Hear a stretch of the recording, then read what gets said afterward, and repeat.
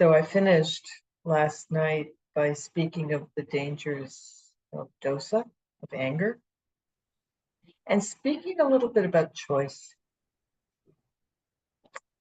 And that choice we have every moment of our lives, what to cultivate, what not to cultivate. And this is where it cycles back, the practice cycles back to right view. Basically understanding cause and effect and being able to discriminate right from wrong, wholesome from unwholesome. With these two, we understand about actions and about consequences. So with unwholesome mind states like dosa, like anger, it gives us the space to understand. It's like, oh, do I really want to feed that? Sort of, but no. So that when our old habits and our new habits are fighting each other, it makes it much more easy to land on the new habits. The Buddha said again and again in various places in the texts that any action, any kamma that is born of non-greed, born of generosity, is not only wholesome and blameless, but it leads to happiness. And this refers directly to that tanha we were talking about, that craving, that if we act in opposition to that, happiness follows. So understanding the dangers of anger, the consequences of that in the long term, as well as the consequences of wholesome action. This is the brakes on that old habit. It's what keeps us going in the direction, this new direction of metta, karuna, mudita, upekkha. Munindra always used to say, if you plant a mango seed, you'll get a mango tree. I mean, this is just common sense. And there's an English expression that bounces around often online and in social media that I also like. It expresses the opposite of wholesome action. It is play stupid games, win stupid prizes. I know. If we do things that are unwholesome, it's consequences of that. In the moment, it may feel very satisfying, but after the fact, not, and dukkha will arise. And if you look at the big picture of this, please understand if, for example, it is true, as I think it is, that when we, in the last moment of this life, the mind launches itself, that karmic consequence of that last moment launches itself into another existence. If we care about other beings and we want other beings to be happy, what about the being who is reborn after us? It's not us, it's somebody else. But that person, our actions affect that person in the future. So the stubborn habitual dosa mind might say, well, okay, I'll do this and I'll take the consequences. It's no problem. It's my problem. So we rationalize that action saying, okay, I'm okay taking the consequences. How do you know you will take the consequences of that? Maybe it'll be somebody else, whoever is reborn after you die. And they end up with this dosa habit and they don't even know where it came from. It's like, oh, how did I get this? Well, it's this, the stubbornness of dosa, the seeds that get planted. Well, somebody planted those seeds. That's how that happened. So the dangers of anger are not just personal. They go out in ways that we will never fully understand into the wider world. And that, of course, I'm not even considering the more obvious in this very life consequences to the people around us. Anger is dangerous for them too. Our anger is dangerous for them too. So, habits. We choose what habits to cultivate in this practice over and over and over again. Remembering Dhamma, because that's something that is very helpful in giving us, making it more likely we will land on the side of restraint as opposed to on the landing on the side of indulgence.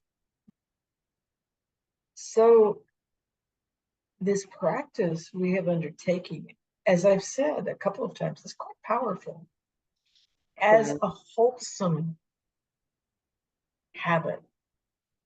And just as we might not completely understand the effects, the future consequences of a karmic seed we're planting now, that's unwholesome, we can't also understand the future consequences of a karmic seed that we're planting now that's wholesome. So while it takes so much patience and acceptance to work with habitual unwholesome tendencies, we often ignore the power of wholesome consequences and the mysterious ways those can unfold. And so often in the practice, the Mudita practice, or the Metta practice, or even the Vipassana practice, any form of training of the mind, we are surprised when something suddenly changes in the mind and we're dropped into a really very wholesome mind state we haven't experienced before. Well, where do you think that came from? We planted a seed, or somebody planted a seed. It might not have been us. Such things don't happen in a vacuum. So when you're going along and you're feeling really depressed about your practice and how slowly it's going, remember that. The next moment could be the moment that seed germinates and emerges. It's it's such a mystery. And it's also just always a surprise when that happens, no matter how long you've practiced. So understanding Dhamma, it can be both a guardrail and a restraint and an inspiration. There is a line that's repeated often in the text. It's like all beings are owners of their karma, heirs to their karma, they inherit their karma, they abide supported by their karma. And whatever karma they do, either wholesome or unwholesome, of that karma, they will be the heirs. They will inherit that karma. And for the longest time, I'd encounter those phrases and I'd think, gosh, they sound so positive. Supported by my karma? I don't think so. And that's the same kind of blindness on a different level as we experience when we go through our day and all we can see is what's wrong. Remembering the blessings of the karma that has brought us to where we are is really important. Not forgetting that. So when we have a choice, when we're at that moment of deciding, should I do this or not? Should I say this or not? Should I follow this thought or not? Remembering the blessing of karma and the restraint of karma. And particularly remembering we've practiced a lot. All of you have practiced a lot, not just this week. And I know most of you have heard me quote this passage from the Majjhima Nikaya, but I'll do it again. Actually, I may have said it already this week, I forget. The Buddha said, whatever one thinks about or frequently ponders, that will become the inclination of their mind. So the blessing of the practice is we have been moment to moment to moment spending a lot of time and energy in our lives inclining the mind to some things. And for those of us of the dosa inclination, the habitual dosa inclination, we've been counteracting that moment to moment to moment with this mudita practice. And the purification of the heart and mind that we work at in the practice, I mean, it takes effort, it takes energy, is so profound. So not to forget all of that and to get discouraged, but to just keep inclining that way over and over again. Trust the process. If nothing else, we can trust cause and effect. Whatever we frequently think about or ponder, that's where we're going to habitually go. So please be careful. Please be careful what you are habitually cultivating in your daily life. Even in jest when you're joking, because those are karmic seeds too. And it can be very, very helpful to remember this at the beginning of each day before you climb out of bed.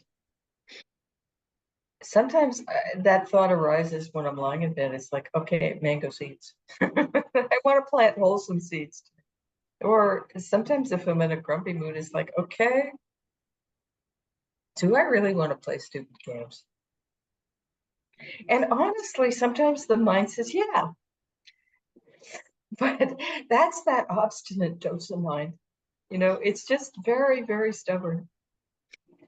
So remembering karma is really important.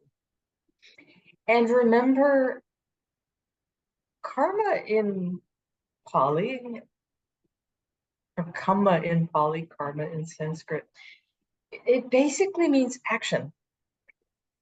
But it's not limited to physical action. The realms in which we cultivate or we plant karmic seeds are threefold. Body, with our physical action, a slightly more subtle realm of speech, words, and the most subtle is thought, action of the mind. And it's at the most subtle level that the practice needs to work, because that's where the trouble is created. That's where we get into trouble. If we think something and just follow it, if it's unwholesome, game, stupid prize. So we train the mind in the practice. We purify the mind in the practice. And we create new mental habits in the practice, that neuroplasticity I was talking. But the realm of the practice doesn't stop with the mind. In formal sitting and walking practice, of course, it's the action or the activity is mostly mental. And in that third form of the practice, or practice in daily life, this is where it gets much more complicated, because it's not just the mind that we have to deal with. It's those other two realms as well. And while the work of the mind and the work of the practice, the formal practice, is relational in terms of the mudita practice. I'm sorry, wait, Donatella, that's terrible. Start it over. Start over. Even though in the mudita practice, it is a relational practice, because we use other beings as the the substrate of our practice. It gets much more real when we get up off the cushion, go into the kitchen, and start to have a conversation with our partner. Oh, or we go to work and we have to deal with our coworkers and our job. Or even if we're just taking a walk and somebody does something that annoys us. Suddenly the practice isn't simply work of the mind. It's working with speech, working with action, physical action. So we have a thought, it comes out as speech, it comes out as action. And while we are doing formal practice, that speech and action are not going to happen. And there's enough concentration often so that we can see the thought, either as it's arising, or at least we know we've thought that.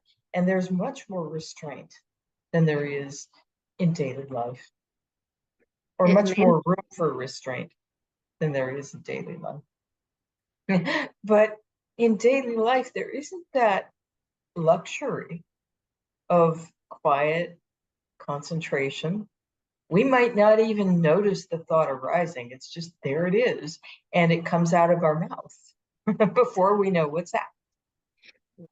So we walk out of our meditation room and we trip over a toy that our kid left in the hallway. And before we know it, we're, telling the kid, not kindly, to pick up their stuff. Oops. Yeah, it's much more complicated. Or maybe we're in a friendly conversation and we totally lose our mindfulness because we're so busy speaking and replying. We lose the ability to watch the mind and to watch what's unfolding in the body emotionally. The realm of mudita in speech, or metta in speech, it's very complicated because it happens so fast. Or maybe there's something that is really bothering us in our life and we're just absorbed in the way this is affecting us, and we really need to deal with it, and it totally sucks us into a very painful, self-centered place of I've been wronged and I need to talk to this person. And we encounter this difficult person one day, and before we know it, out of our mouth is something we actually really wish we hadn't said. There's so many ways that speech and action are difficult to practice with. And it's not so simple as not having a continuity of mudita. So we can have the aspiration to cultivate mudita in thought, mudita in action, mudita in speech. And where we get into trouble is when we forget. Any of the infinite numbers of ways in which speech and action are difficult to work with in the practice boil down to forgetting, losing mindfulness. It's so important. And you may remember at the beginning I was saying mindfulness is really important in this practice, in the formal practice, and how we cultivate it in the background when we incline the mind and when we connect again and again and again.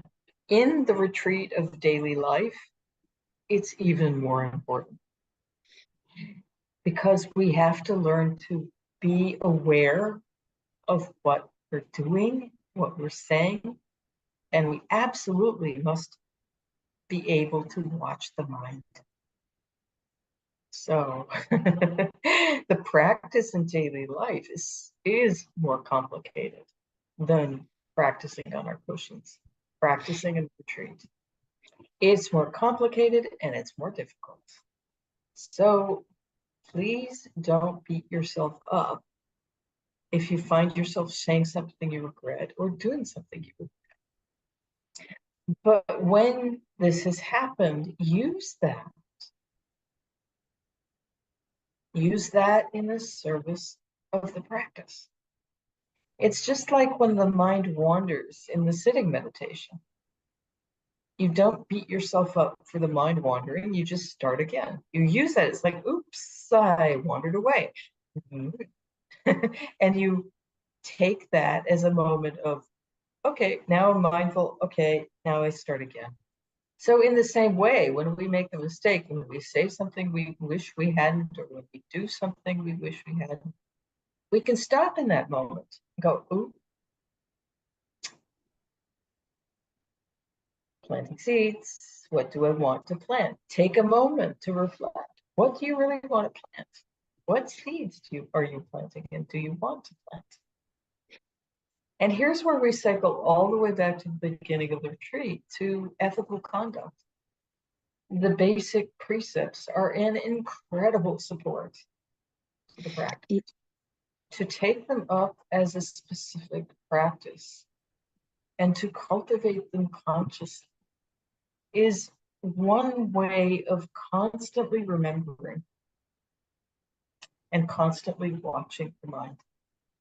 It gives us guardrails so we don't go off into carelessness. I often think about Sila with so much gratitude because it keeps me from doing the stupidest things every day. So for example, this simple example, before coming to do the talk, I went into the back room here and I had left after lunch the top to my flask in the sink. And when I lifted it up so I could wash my hands, there was a whole crowd of ants underneath it. And this is really common in Burma. Ants are everywhere. So there they were, And I had this moment, this conflicted moment, where it was a moment of both dosa and callousness. It's like, these ants, I'm in a hurry. I'm just going to wash them down the sink is the habit of thought.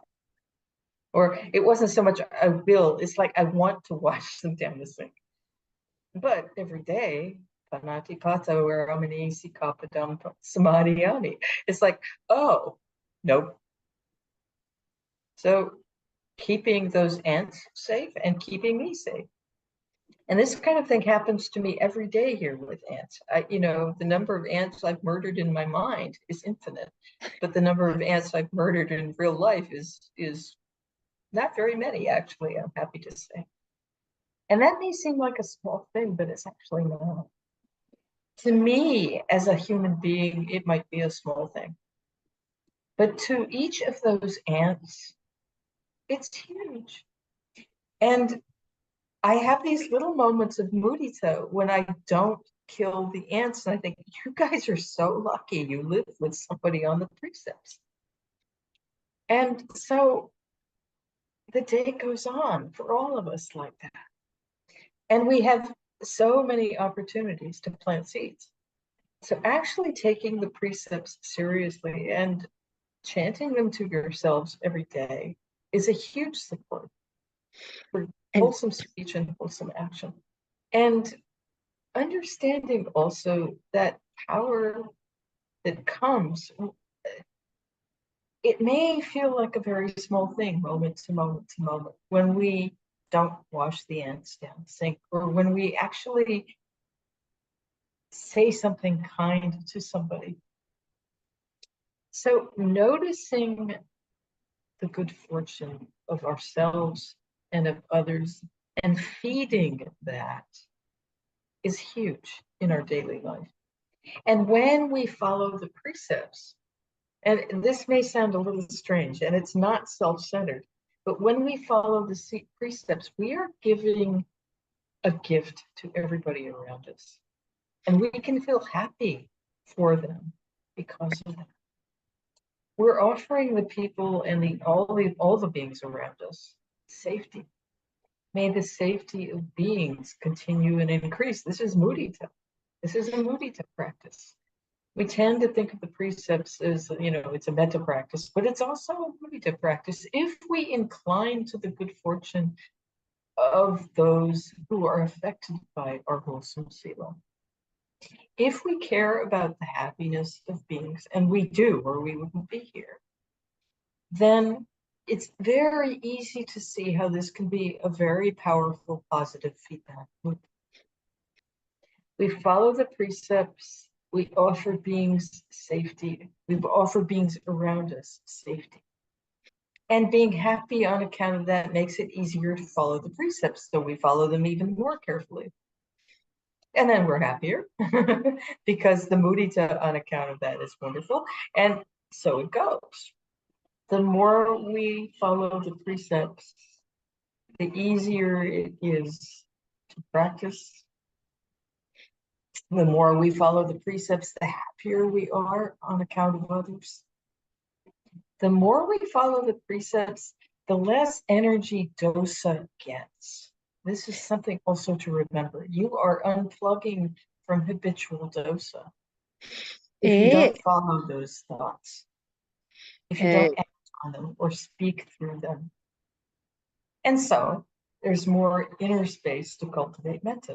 What energy doesn't go to dosa can go to metta, karuna, mudita, especially mudita, which is the antidote to dosa, and upekkha. So we really can trust this process. So I want to leave it at that tonight.